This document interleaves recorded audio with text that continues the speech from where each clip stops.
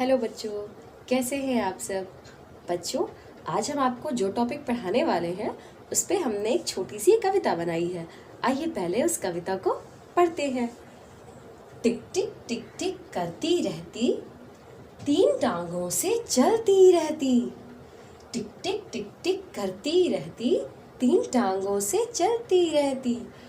दुनिया भर को समय बताती, दिन तारीखों से मिलवाती। दुनिया भर को समय बताती, दिन तारीखों से मिलवाती। बूझो बच्चों तुम ये कड़ी, हाँ है ये प्यारी अपनी घड़ी। बिल्कुल, आज हम सब पढ़ेंगे घड़ी के बारे में। घड़ी कैसे समय बताती है। तो आपके सामने ये कविता कैसी लगी जो लिखी हुई है, जरूर बताइएगा।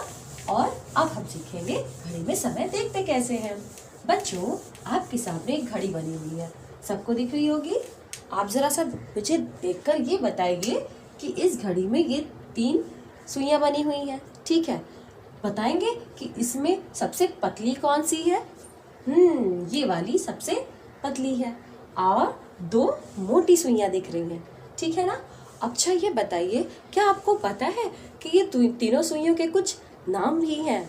बिल्कुल, जो सबसे पतली वाली है वो है सेकंड की सुई। कौन सी सुई है? सेकंड की सुई है। और जो ये पतली लंबी सी है ये मिनट की सुई है। इसका क्या नाम है? मिनट की सुई है। और जो छोटी सी मोटी सी है वो, उसका क्या नाम है? घंटे की सुई है। वो क्या बताती है? वो घंटा बताती है, ठीक है। यानी कि सेकेंड्स, मिनट एंड घंटे को इंग्लिश में क्या बोलते हैं? आवर। ओके, तो ये तो हो गई इन तीनों के नाम। अब हम देखेंगे कि ये तीनों सुइयां जो है वो घड़ी में समय कैसे बताती हैं। आपको पता है कि घड़ी की दो संख्याओं के बीच में कुछ छोटी छोटी लाइंस भी होती हैं, ठीक है। आपको पता है कि ये दो संख्याओं के बीच में ये छोटी लाइन होती कितनी है? ये होती हैं 1 2 3 4। कितनी है? 4। इसका मतलब कि इन दो संख्याओं के बीच में कितनी संख्याओं का गैप हो रहा है? 1 2 3 4 5।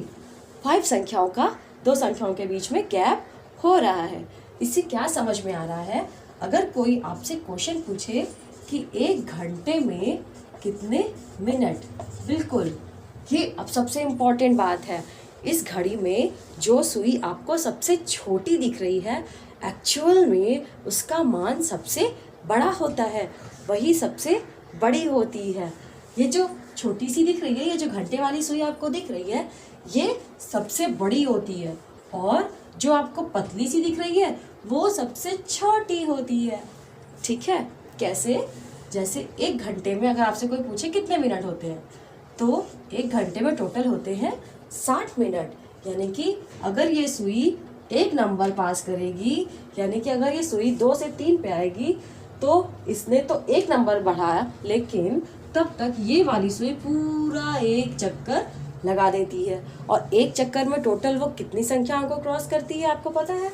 ये जो लिखी संख्याएं हैं ये तो सिर्फ घंटे की सुई के लिए लिखी हुई हैं, लेकिन एक्चुअल में अगर ये छोटे वाले संख्याओं को मिला लेंगे, जैसा मैंने बताया कि दो संख्याओं के बीच में 5 का गैप है, तो अगर एक गैप 5 का है तो टोटल 12 गैप कितने के होंगे?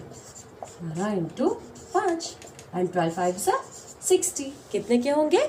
60 के होंगे, ठीक है। इसीलिए एक घंटे में कितने मिनट होते हैं? 60 मिनट होते हैं। यानी एक जब घंटे वाली सुई एक संख्या क्रॉस करती है तब तक ये वाली सुई पूरा चक्कर लगा लेती है, यानी कि टोटल 60 संख्याओं को पार करती है, इसीलिए वो 60 मिनट हो जाते हैं। और जब ये सुई एक नंबर आगे बढ़ती है, यानी कि जब मान लो यहाँ से ये वाला जो छोटी बिंदी यहाँ पे आएगी, उतने में ये छोटी वाली जो सेकंड की होती है वो पूरा एक चक्कर मार लेती है।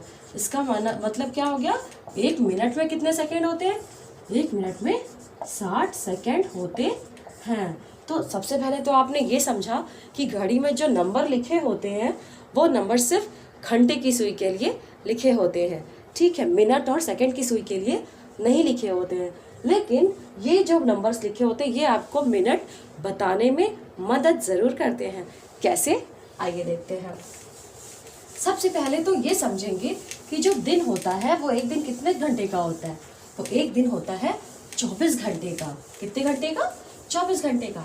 लेकिन आपकी एक घड़ी में तो कितने घंटे हैं टोटल? 12 घंटे हैं। इसका मतलब कि एक घड़ी एक दिन में टोटल 2 राउंड चलाती है।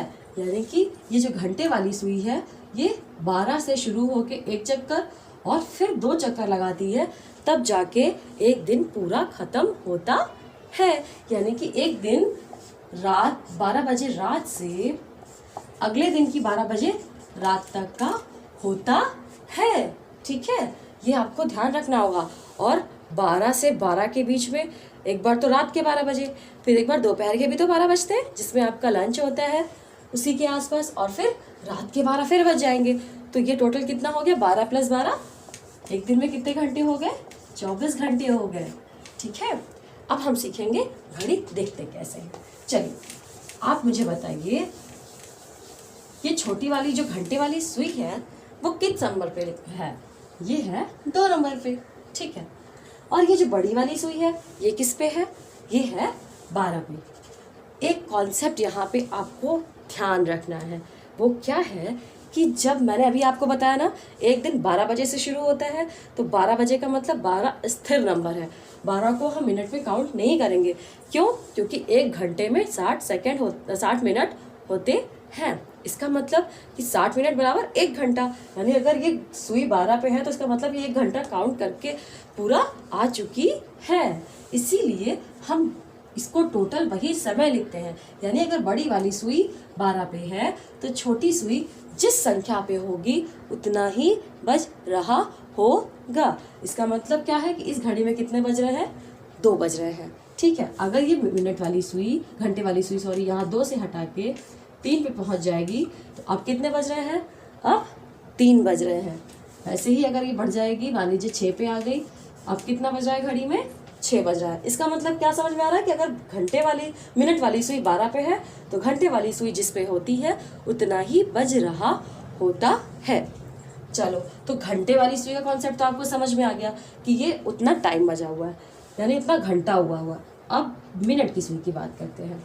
देखो, मिनट की सुई अभी तो 12 पे है, तब तो 6 बज रहा है। लेकिन अगर 6 बजने के बाद ये सुई यहाँ पहुँच गई, यानी 1 पे पहुँच गई, अब टाइम कितना बज रहा है? कितना बजा? आपने देखा टोटल कितना गैप क्रॉस करके आई? 1 मिनट, 2 मिनट, 3 मिनट, 4 मिनट और 5 मिनट।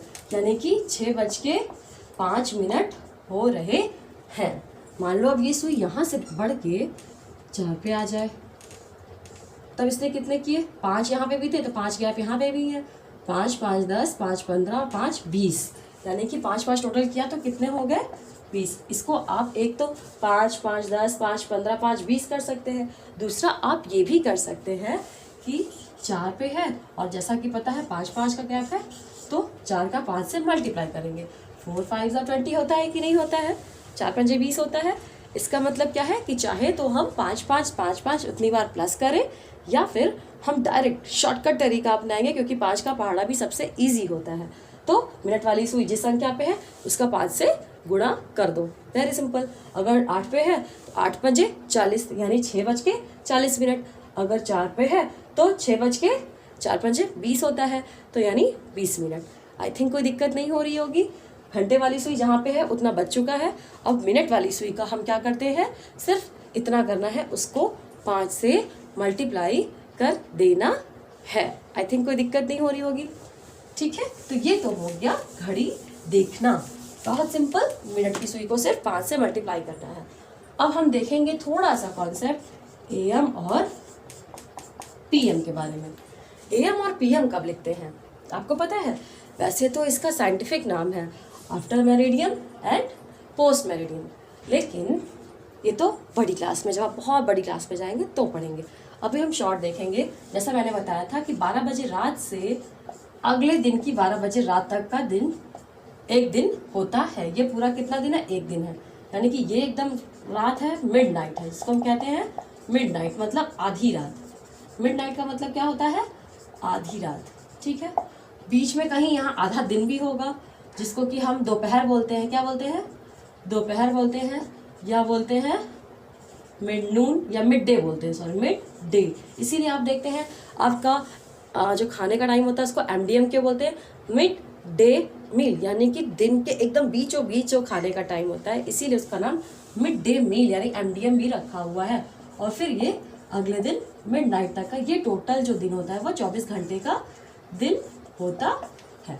ठीक है, रात 12 बजे से दिन के 12 बजे तक, ये भी 12 है, 12 से 12 और फिर ये 12 से 12, टोटल हो गया 24। ठीक, रात 12 से दिन के यानी दोपहर के 12 बजे तक के टाइम को हम AM लिखते हैं, और फिर दोपहर के 12 बजे से अगले दिन के रात, उसी दिन के मतलब अगली रात के 12 बजे तक के टाइम को हम PM लिखते हैं।